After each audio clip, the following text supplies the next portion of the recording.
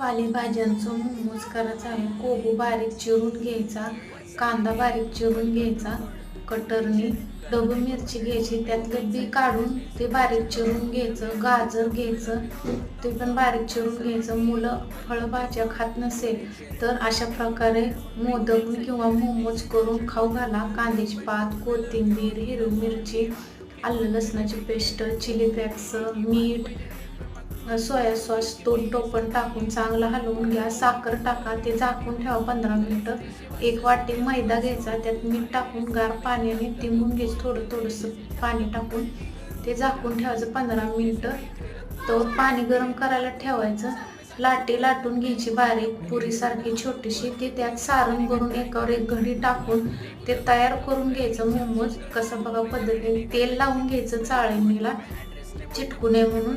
ते वाफलायला ठेवायचं 20 मिनिटांनी. बघा कसं